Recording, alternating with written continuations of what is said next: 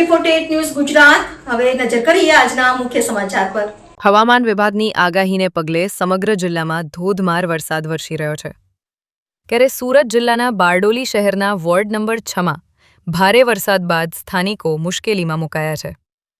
રાજીવનગર વિસ્તારમાં વરસાદી પાણીના નિકાલની યોગ્ય વ્યવસ્થા ન હોવાથી ગટરના ગંદા પાણી ઘરો સુધી પહોંચી ગયા છે, જેના કારણે રહીશોમાં ભારે રોષ જોવા મળી રહ્યો છે। છેલ્લા કેટલાક દિવસોથી બારડોલીના અનેક વિસ્તારોમાં જળબંબાકારની સ્થિતિ સર્જાઈ રહી છે। હાલ બારડોલીના વોર્ડ નંબર 6ના રાજીવનગર વિસ્તાર આકાશી આફતનો ભોગ બન્યું છે। ઘણા વર્ષોથી વોર્ડ નંબર 6માં કોંગ્રેસના ઉમેદવારોનું એક ચક્રી શાસન રહ્યું છે। તેમ છતાં રાજીવનગરના રહીશો માટે વરસાદી પાણી ભરાવાની સમસ્યા યથાવત છે। રાજીવનગર વિસ્તારમાં વરસાદી પાણીના નિકાલનો અભાવ સ્થાનિકો માટે મોટી સમસ્યા બની ગયો છે। ગટરના ગંદા પાણી ઘરોમાં ઘૂસી જતા લોકોના દૈનિક જીવન પર અસર પડી છે। હું પારુલ પટેલ વોર્ડ નંબર 6 ની રહેવાસી છું। રાજીવનગર ગલી નંબર 1 આ વર્ષોથી સમસ્યા ચાલી રહી છે, પણ એનો કોઈ ઉકેલ લાવતું નથી ને ગરીબો લોકો આ સમસ્યામાં ઘણી બધી તકલીફો પડે છે। કોર્પોરેટર શ્રીઓ, નગરપાલિકા શ્રીઓ એ પણ કંઈ જવાબ આપતા નથી। હું જરાક બી ઉકેલ માટે અપીલ કરી છું, પણ એને ઉકેલ માટે કંઈ જોવા પણ નથી આવતું ને એમનું કંઈ નિરાકરણ પણ નથી લાવતા।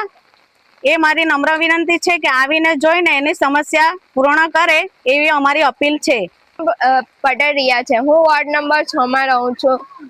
રાજીવનગર ગલી નંબર 1 વોર્ડ નંબર 6 અહીંયાની સમસ્યાનો ઉકેલ મળતો નથી। અહીંયાથી વર્ષોથી નગરપાલિકા શ્રીઓ, કોર્પોરેટર શ્રીઓને વિનંતી કરી છે કે અહીંયા બધાના ઘરમાં પાણી ભરાઈ જાય છે, તો બી અહીંયા કોઈ સમસ્યાનો ઉકેલ નથી મળતો। 65 વર્ષથી કોંગ્રેસ આવે છે, તો બી અહીંયા કોઈ સમસ્યાનો ઉકેલ મળતો નથી। જય હિન્દ, જય ભારત। નીલમ વ્યાસ, બારડોલી નગરપાલિકા પ્રમુખ।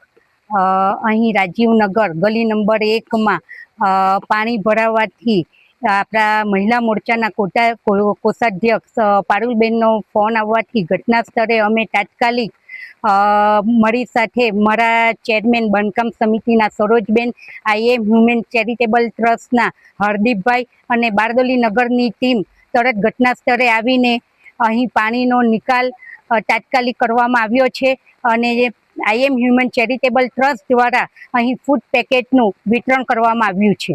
રહીશોનું કહેવું છે કે અનેક વખત સ્થાનિક કોર્પોરેટરોને રજૂઆતો છતાં સમસ્યાનો કાયમી ઉકેલ આવ્યો નથી।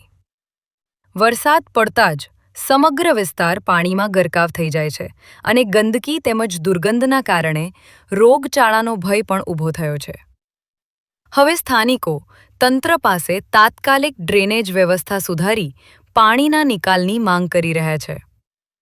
સ્થિતિ ગંભીર બનતા બારડોલી નગરપાલિકા પ્રમુખ નીલમબેન વ્યાસ અને તેમની ટીમ સ્થળ પર પહોંચી પાણીના નિકાલની કામગીરી શરૂ કરાવી હતી।